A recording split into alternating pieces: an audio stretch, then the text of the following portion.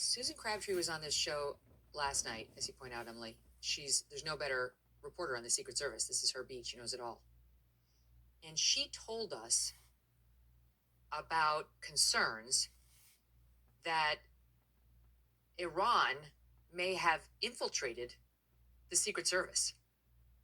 She told us, I'm pulling up her article here from August 26th, which she referenced last night. Some U.S. national security officials are convinced that agencies devoted to protecting the security of presidents and other political leaders have been compromised by Iranian intel assets. 3 knowledgeable sources told Real Clear Politics. A former senior intel official in the Obama administration told RCP, quote, "Our counterintelligence vigilance for our security protective services in the U.S., be it diplomatic security services, be it Secret Service, or the U.S. Marshals or in the Treasury Department, have been penetrated by people who are wittingly or unwittingly providing tangible support for Iranian network activities in this country." She went on to write, "It's unclear if employees in the U.S. protective agencies are knowingly participating or simply interacting with assets for the Tehran government." Now, that's interesting and could possibly be true. But she also went on to say that 2 years ago, some U.S. officials became alarmed about Secret Service leaders and their lack of vigilance because an applicant to the Secret Service failed the terrorism portion of the counterintelligence polygraph test. This is a guy auditioning for the Secret Service, applying for. They make you take a polygraph to make sure you're not a foreign spy. And this person failed that portion of the polygraph test, but agency leaders allowed the employee to remain and to become a security clearance adjudicator, someone who decides who will get security clearances. I feel like I'm on an episode of 24 where this is bizarre fiction that could never happen in real life, but I trust Susan Crabtree. Everything she reported about Butler turned out to be true, even though she had significant blowback from the agency, and they later wound up admitting it. So she's reporting that there's concern within the U.S. national security ranks about Iran infiltrating the Secret Service. A former senior official in the Obama administration said it has been penetrated by people who are either wittingly or unwittingly providing tangible support for Iran and a network of Iranians in this country, and somebody who failed the counterintelligence piece of the Secret Service polygraph test was nonetheless allowed to join the Secret Service and approve or disapprove security clearances. All right, so all of that brings me to this affidavit that we just looked at a moment ago, saying that this guy, unless he just dropped off his phone at 1:59 a.m. and just then came back to it 12 hours later, unlikely. He was likely attached to his phone and was lying in wait for 12 hours. How did the guy know that Donald Trump was going to be golfing there? Trump has 2 golf courses in this area. He's got one at Mar-a-Lago, which is Palm Beach, and he's got this one, Trump International, at West Palm Beach, which is a stone's throw away. It's very close. So how did this guy, if Trump just made up his mind on Sunday morning to go golfing, how did he know that he was going to go to Trump International versus Mar-a-Lago, which is where Trump stays when he's down there? He stays in the resort connected with that golf course. He couldn't have known in advance if Trump made this decision spur of the moment. He couldn't have known in advance unless someone around Trump told him that Trump had maybe mentioned the night before he might do it, that he was thinking about going to Trump International. How would you know? It could have been a complete crapshoot. The guy could have said, I got a 50-50 shot. I'm from Hawaii. I don't live here. I know he loves to golf and he's down in Florida. He could have said that and just taken a chance. I'm going to put the money on red and go to Trump International and lie here and wait for 12 hours. Maybe I'll do the other golf course the next weekend. I don't know. But it does occur to me that if you had somebody who was close to Trump and heard Trump say something like, I think I'm going to go to international tomorrow, that's exactly the kind of thing that could be leaked. I realize this sounds very conspiratorial. It's by definition very speculative. But guys, I don't understand how even the Susan Crabtree piece of this alone was allowed, Eliana. How is that allowed when it is Iran that's making open death threats against our president right now, our former president? If that's true, it's mind blowing, very concerning, and merits deep investigation by Congress, of course. But what we do know for certain is that Iran is engaged in very serious efforts to undermine the Trump campaign and to prevent his election. They have succeeded in hacking the email of a Trump ally. I believe it was Roger Stone's email in an attempt to undermine his election prospects. And so they are trying to disrupt the president's efforts at reelection and have succeeded to a certain extent. And I will say, we've heard, compared to what we heard about Russia's attempts in 2016 to aid the Trump campaign, we've heard a whole lot less about Iran's attempts to undermine the Trump campaign, because I think it's a narrative that is unhelpful to Kamala Harris, that Iran does not want her opponent elected president. They would rather have her, and it's one that the mainstream media does not particularly want to talk about. To the other topic you raised, Megan, about how did this person know Trump would be there? Let me just correct myself here before you make your point, because my team corrected me that Mar-a-Lago in Palm Beach doesn't have the golf course, that the golf course is this one at Trump International. So if he's at Mar-a-Lago, he's likely using this golf course. So that deduction would be rather easy. His other two are in Jupiter, Florida, and then there's another one, I think, in Miami. So The Doral. that, yeah, Doral. So that would explain, if he knew Trump was at Mar-a-Lago, the likelihood of, if he's golfing, would be at this particular golf course, which is an important fact to know. Sorry, keep going. I don't know if that changes what you were going to say.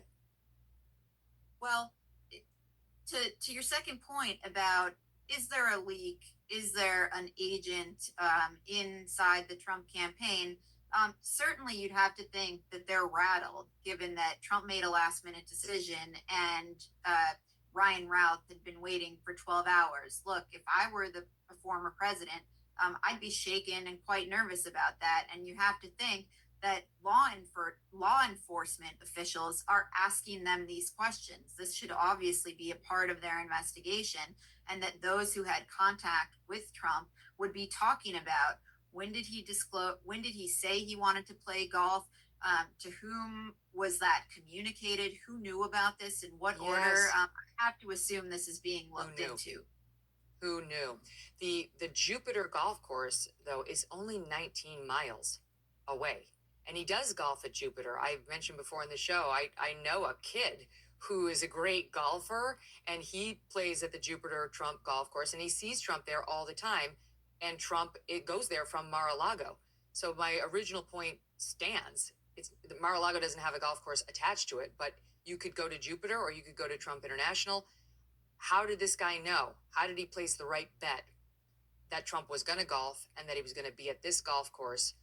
We're going to have to learn more about exactly when Trump decided to go there. I'm sure they're asking him exactly when he decided to go there and who he told. I'm sure there's a whole protocol around all of this, but this is just deeply disturbing, Emily. I don't have faith in the FBI. I share Eric Trump's skepticism about them, and yet they've seized control of the investigation.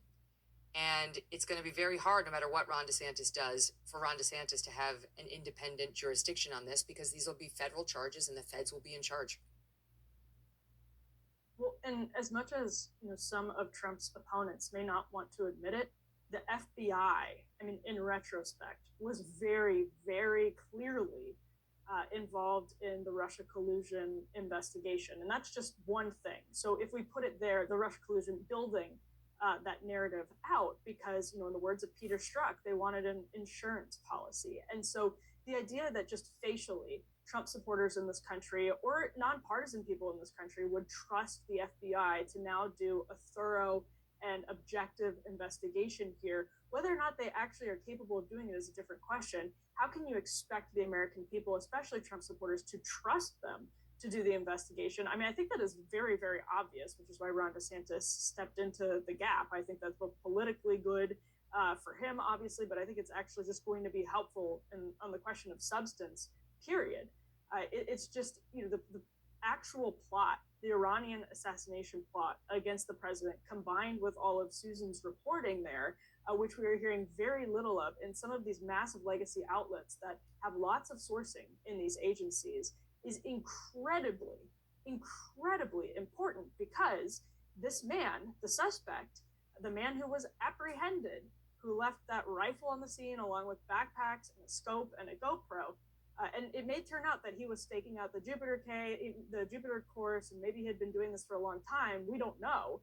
That those questions are also really important. But he was actively, publicly seeking to make contacts with foreign governments, and that's where you can imagine potentially, and we have no idea, but potentially the Iranians and Iranian intelligence looking at this crazy man who had published an ebook suggesting that Iran assassinate Trump, which, who knows, that's finding that would have been like a needle in the haystack for them. But what they could have seen is this man tweeting repeatedly at foreign governments, going to Kyiv, saying publicly he was going to Kyiv, going to Taiwan, saying publicly in recent months that he had been to Taiwan. And I just want to read a tweet from Sean Van Diver, who is the head of the Afghan evacuation coalition effort. And he said, when this guy's idiotic plan, referring to Routh, made it to Afghan evac, our response was strong. My guidance was to stay the F away from him, that we weren't going to ask Afghans to go fight in this war they've already done enough and have earned their spot in our country. So just what that means is this guy was known enough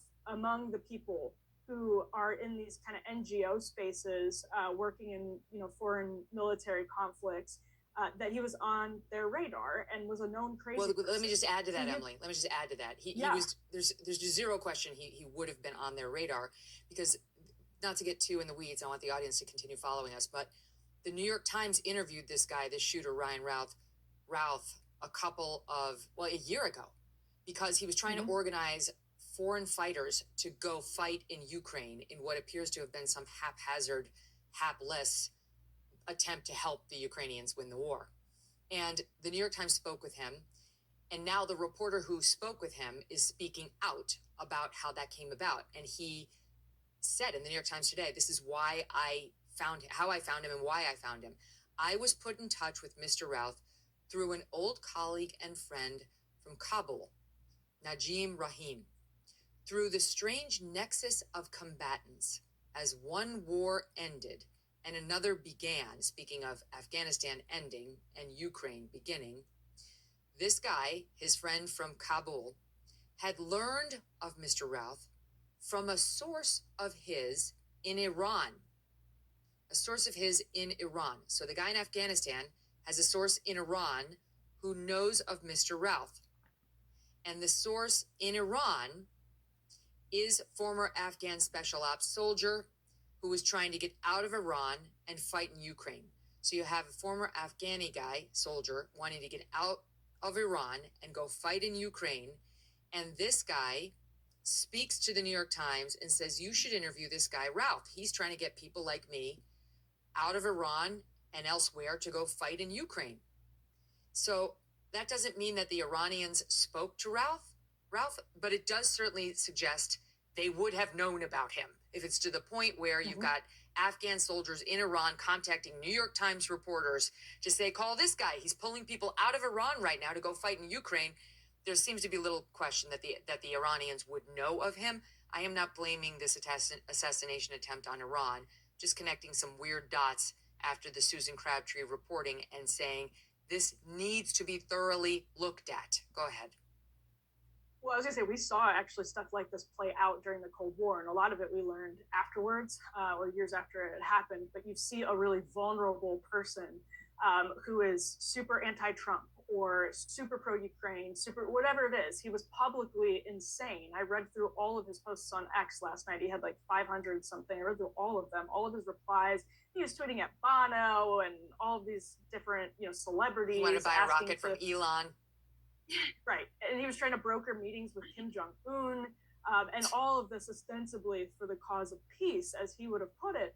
But when you have someone who's doing that publicly and then is kind of known in the space, you could see how a foreign intelligence agency would look at that and say, this is somebody who could potentially be used. So, not to go too far down that rabbit hole